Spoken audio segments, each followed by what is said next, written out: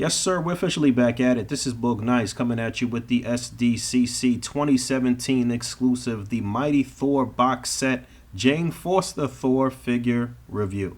Let's do it. This ain't for no scalper. You a scalper? Then fuck out shit. This one's for them real collectors. That's army building and posing figures. Marvel Legends, imports, mini matey I'm fucking with. Hype beast we know about you. Stay buying figs, don't know about. Taking a look at Jane Foster Thor. If you don't know, at some point Jane Foster Thor's longtime love interest became worthy and became the Mighty Thor and was wielding the hammer for some time in comics. She might actually still be doing so. I'm not 100% sure. Let me know in the comments if you know. But at that point, Thor was unworthy, and we'll get into the unworthy Thor at some point in another review. And Jane Foster ended up running around with the all-new, all-different Avengers. She is actually one of the last people we need to complete that team, aside from Iron Man. Iron Man would actually be the last person. But I'm pretty pleasantly surprised with this box set overall. The figures are very nice. Usually in these SDCC box sets, they do something a little different with the paint than some of the regular releases that'll come out at retail. Oftentimes, some of the figures in the set don't show up at retail. This particular figure is one that will be re-released at retail. It's going to be part of that Thor Ragnarok wave where you're building the Warrior Hulk, or whatever they're calling him, that Hulk builder figure. So only time will tell what the distinct differences are between this version and the one that's coming out at retail. So the costume is pretty accurate to the comic book as far as I can tell.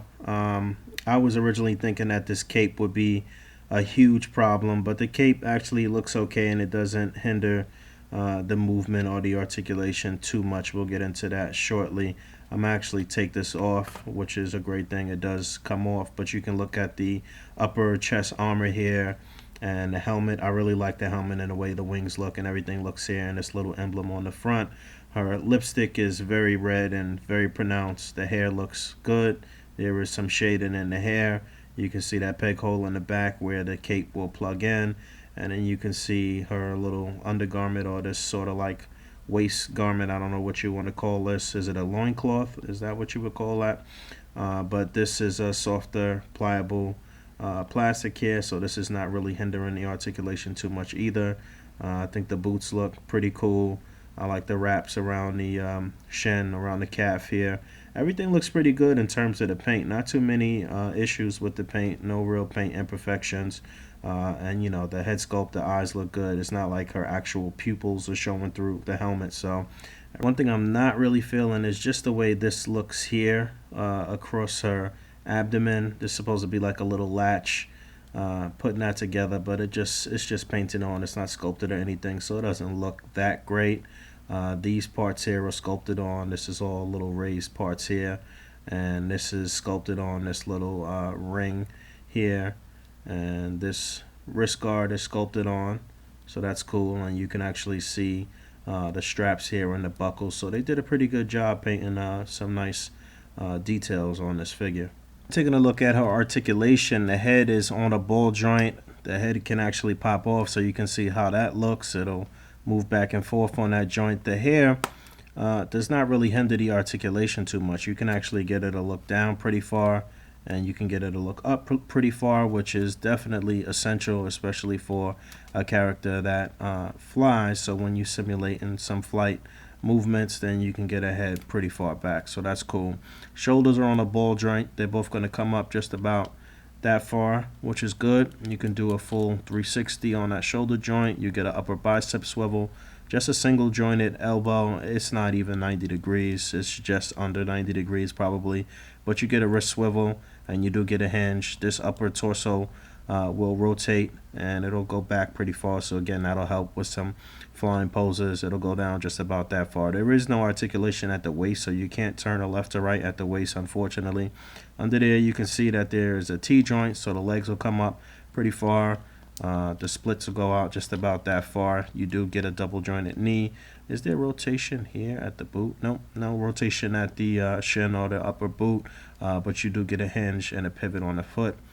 This is actually a separate piece here too, so this is not going to hinder the foot articulation in any way. Pretty standard articulation for the female figures. You know, I always say this.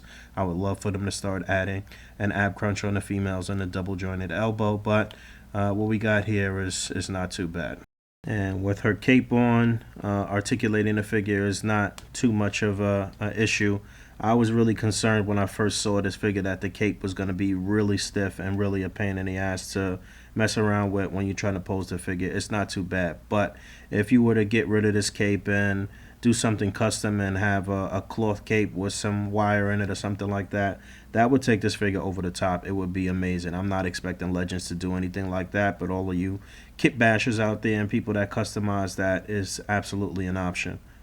And her only accessory is the hammer, Thor's hammer. It's fitted for her though. I guess it's a little smaller than the normal hammer would be that would be packed in with a Thor figure, I suppose. But I can see they put a little sort of translucent effect on the hammer, and I would assume that the version that's coming out at retail will have a regular hammer and won't have this. This is something that they did with the Thor figure that they released some years ago, and they gave him a different hammer and a little bit different deco to kind of simulate him using his thunder powers or what have you. So this is cool. She can hold it with no problem. You know, she's got a pretty firm grip on it. You can have her hold it by the handle or by the strap. It should be noted that her hands can definitely pop out here, so if you wanted to mix and match or replace the hands with some other hands from some different females, that should work. I guess I could try a couple of those in a second. Only thing is, on the left hand here, you can see where it's kind of like half gloved there, so you know, you might have to work with some perspective or finagle that in some type of way, but it's definitely cool that the hands can pop out. That gives you a couple of more options. A few quick size comparisons. You can see Enchantress on the left, who is a little taller, a little thinner. Jane Foster Thor has some pretty solid arms for a chick her size. So you can see her arms are a little more defined, a little more bulkier than Enchantress's arms, but Enchantress is taller.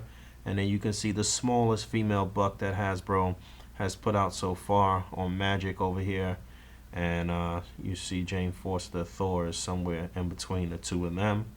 And like I said, swapping out the hands with some other female figures is definitely an option. So if you wanted to have her like calling for Milnor or something like that, then you could. I swapped out the hands from the Enchantress figure here. Here she is next to Angela on the left, which is one of the largest female bucks, if not the largest. I don't think that the red She-Hulk is larger than Angela. I believe they're about the same size. Correct me if I'm wrong. And then on the right, the Mary Jane figure. So she is next to one of her teammates, Kid Nova on the left, and you have Miss Marvel here on the right, who is a tad bit taller. Looks like the arms may be the same between the two of them, though.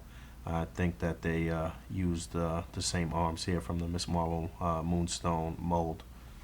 So Jane Foster Thor came out pretty good. Still leaves a bit to be desired in the articulation department, as do most of the females across the board from Hasbro. I'm hoping in 2018 they'll step it up and give us some new bucks for the females. I'm curious to see how much different the retail version of this figure is going to be. But you know, don't fret if you didn't get the box set from San Diego Comic-Con.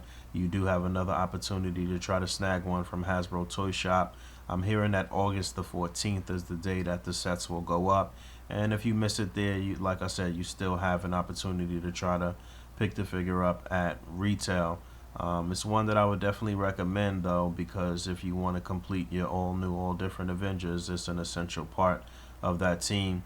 Like I mentioned earlier, the only other figure we're missing is Iron Man and his most recent armor. So thanks for hanging out. As always, rate, comment, and subscribe. And until next time, peace.